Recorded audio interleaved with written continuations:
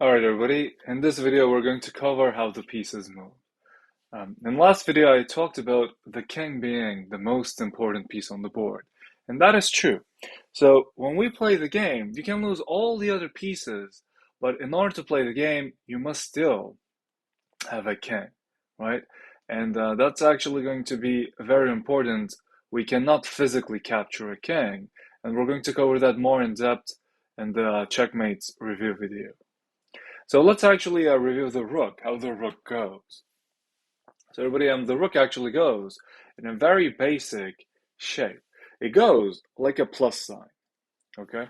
So a rook can go all the way up if it wants. It can go all the way down like this, and it can go to the left and to the right.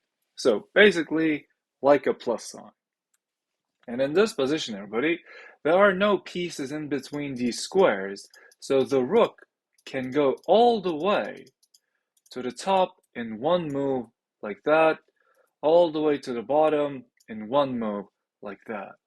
But again, we can only make one move per turn, so we have to decide which square is going to be the best to move this rook to.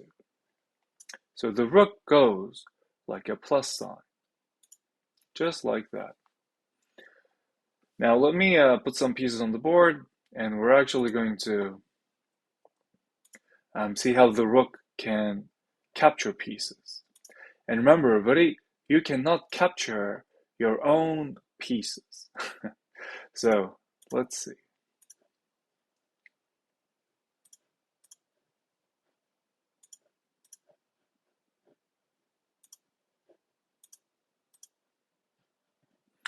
All right.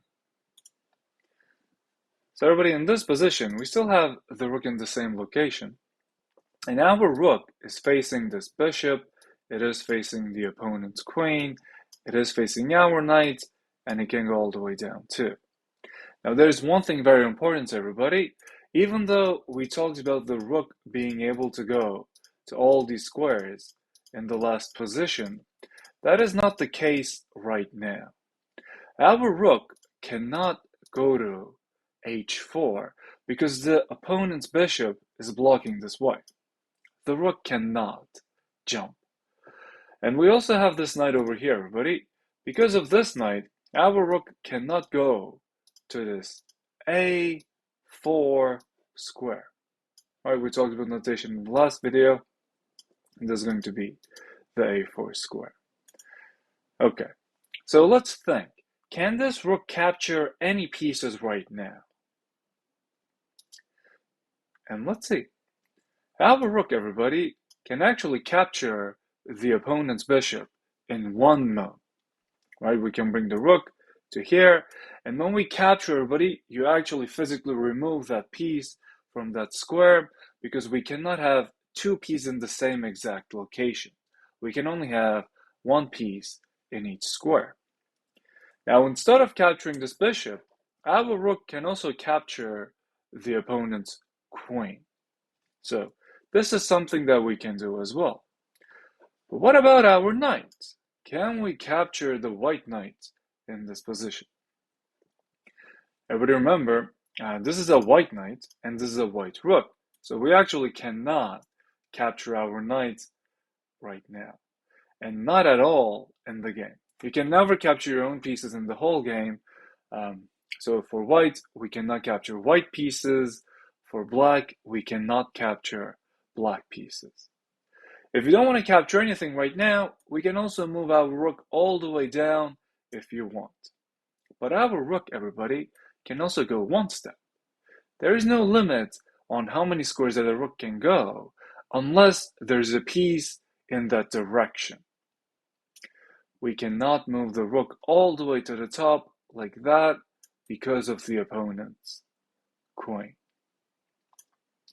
So this is how the rook goes. The rook goes like a plus sign, everybody. Let me make up the position.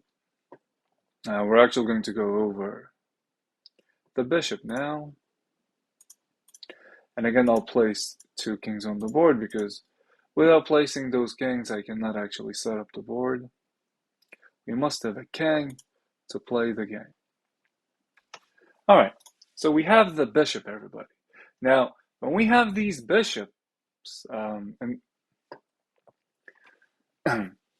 we have this bishop on this board, everyone, and bishop actually goes similar like a rook, but rook goes like a plus sign, bishop goes like an X.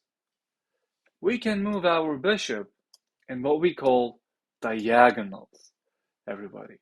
We can move our bishop on these elongated lines on the chessboard. And just like the rook, the bishop doesn't have any limits on how many squares that it can go. It can go all the way to the top like that. It can go all the way to the bottom like this. And there is no limit on how many squares that this bishop can go. If we want, the bishop can go 1 square. If we want, it can go 2 squares. So this is how the bishop goes. And because, everybody, it goes on diagonals, if it is on a dark square, it can only go on dark squares. I'm going to talk about why this is significant right now. Okay. When we start playing the game, everybody, we have 2 bishops. And these bishops are actually on different colored squares. One of them is on a dark square, the other one is on a light square. Because of our pawns, we cannot really move them right now. But if we move our pawn, for example, to here, our bishop in the next turn can go all in this diagonal. And this is exactly how our bishop can move. It goes on its color. If it's a light squared bishop, everybody, it goes only on light squares. If it's a dark squared bishop, it only goes on dark squares. Let's do some example positions.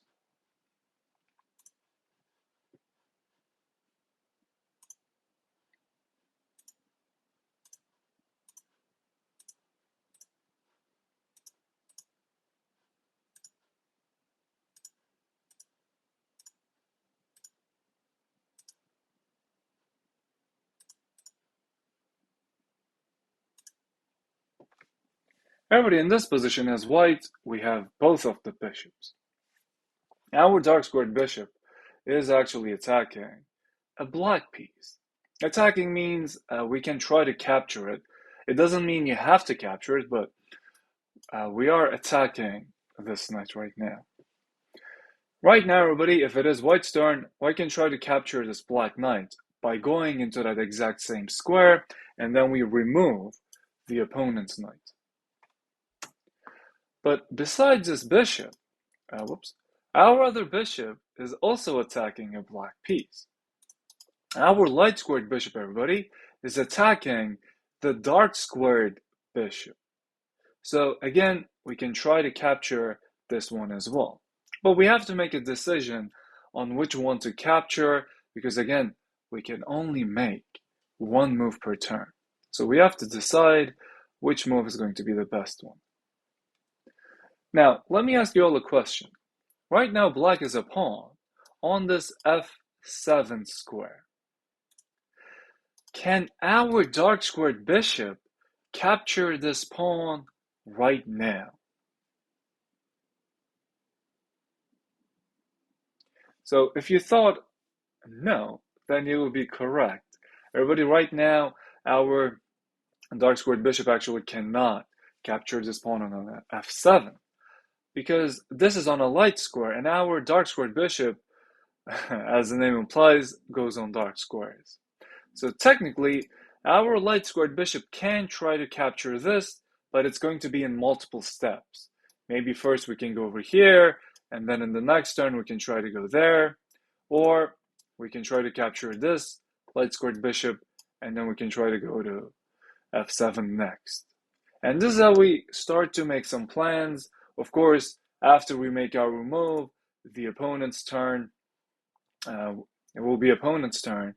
So they can do whatever they want, and maybe they will try to move the pawn away, or they can even do better ideas.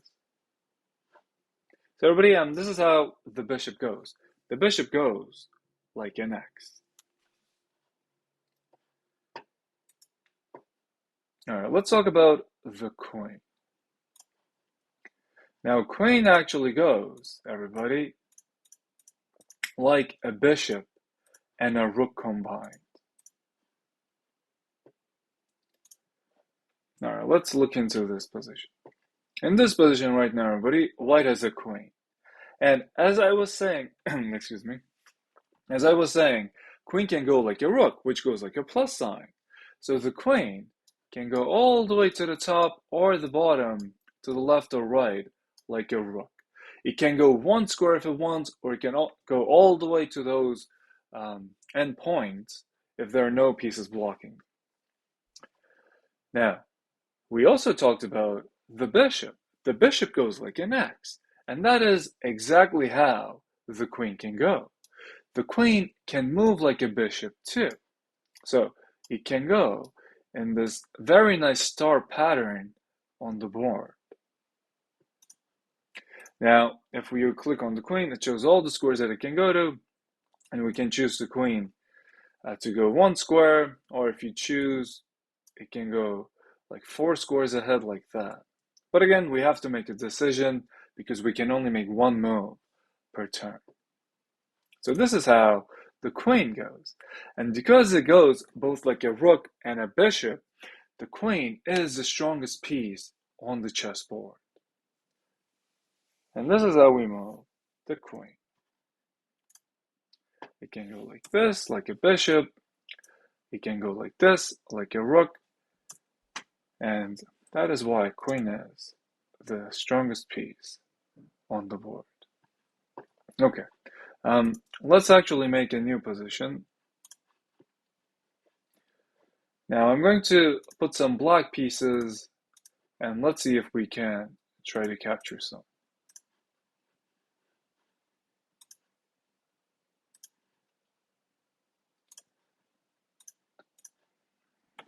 Okay, everybody look at this position. Now in this position, our white queen is attacking several black pieces. We're trying to capture the queen and we're trying to capture the rook. And our queen is also facing our knight. But remember, you cannot never capture your own pieces. What about this pawn on h5? Can white capture this pawn on h5 with the queen? Let's think.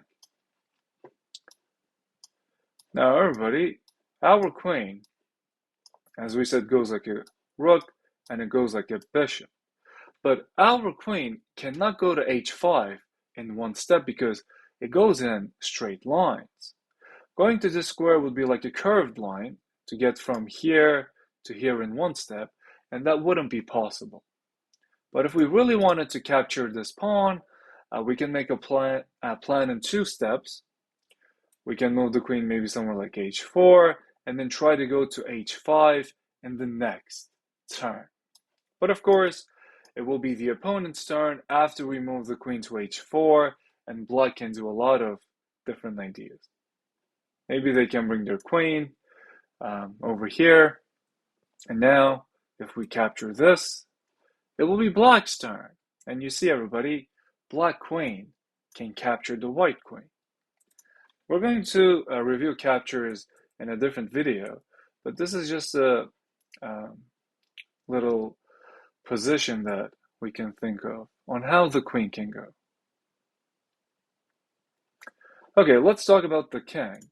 The king, everybody, actually goes just like the queen. It can go in all directions. But in our first video, we talked about the king being lazy. And the reason why the king is lazy, everybody, is because the king can only go one step. It can only go one square at a time. So it can go in all directions, everybody, like this, but it can only go one step at a time. It is the same for the black king, of course.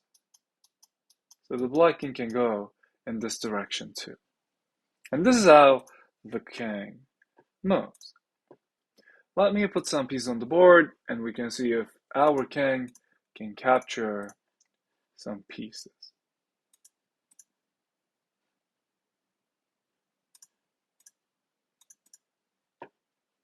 Okay.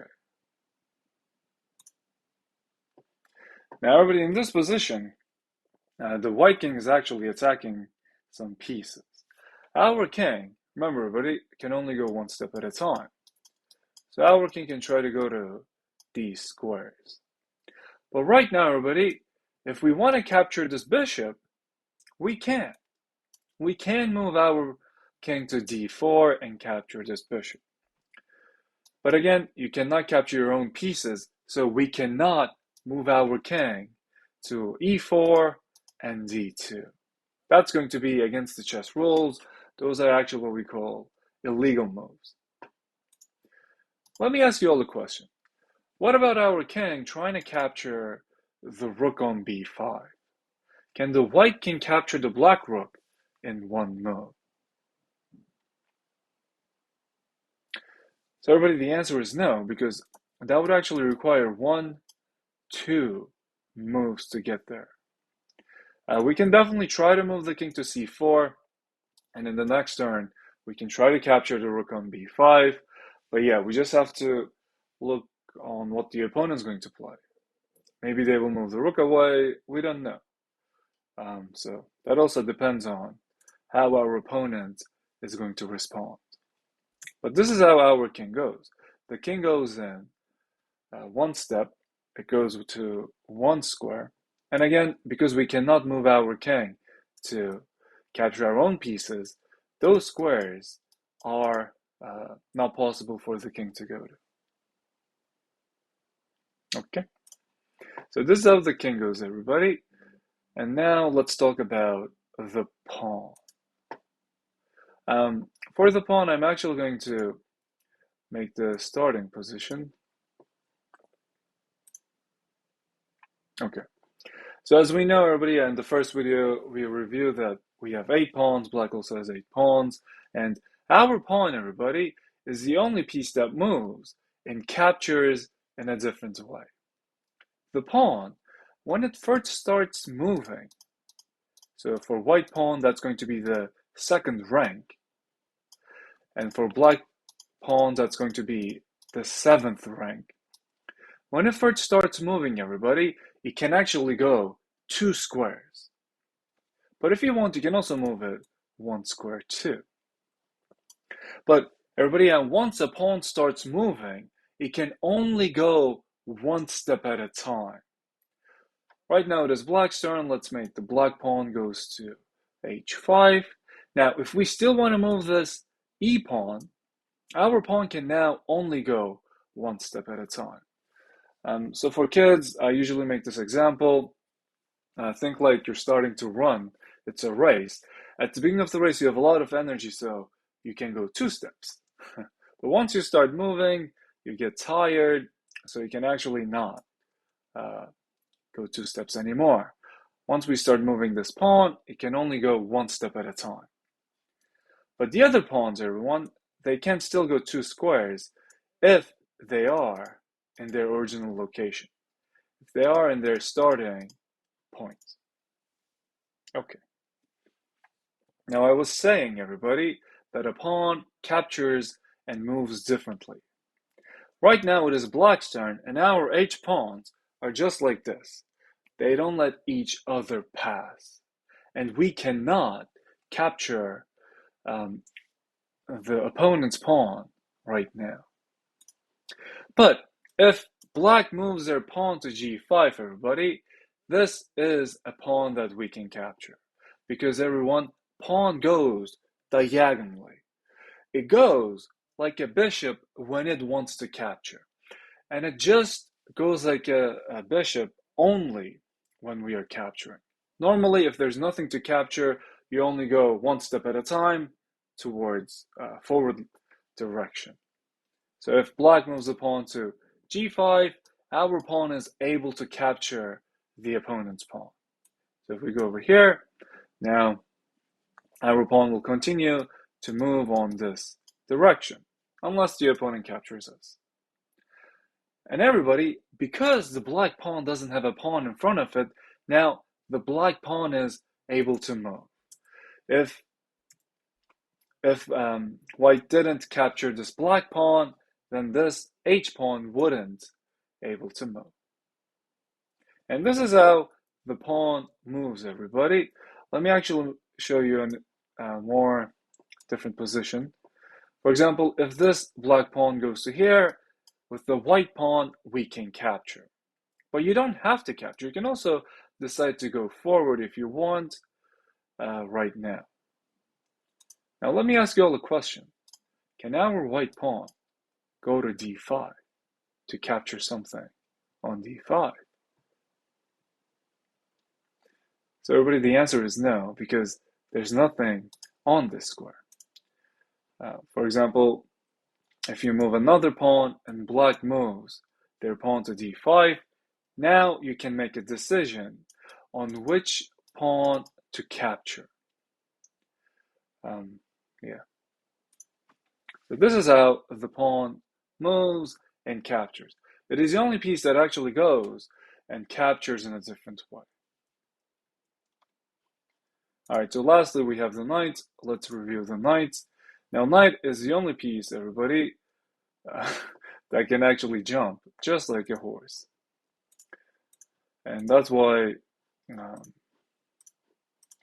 knight techniques and strategies come into very important place in the chess theory. Now, if we have this knight on the board right now, and the knight goes in an L shape. So I always show my hand, but you can actually make an L shape with your hand and you can rotate this L. This is how the knight goes. The knight can go like this, but of course it goes in one step. And then we can make another L like this, for example, everybody. So this would be another L. And you can also make the same exact L just like this. So this would be another L shape right now. If we make all the L's that the knight can go, so let me just show it like this. If we make all the L's the knight can go, it can actually go to 8 squares in the middle of the board. And this is why, everybody, we call the knight goes in an L shape. But you can rotate this L like this too. And this L only has, everybody, like 3 squares in one direction and then 1 square in another direction. But you can also make 1 square in one direction and then 3 squares in another direction like that. So our knight could also go to this square. So basically you are making an L shape like that. And because the knight makes this L shape, the knight can actually jump if there are pieces in between. Let's say our knight wants to make an L shape like this.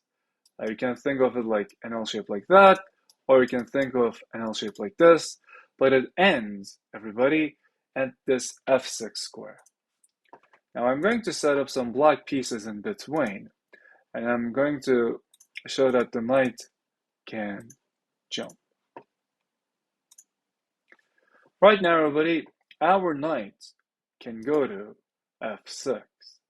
But you see, we have 2 pawns in between the knight and the f6 square. This is actually no problem for the knight because knight is the only piece that can jump.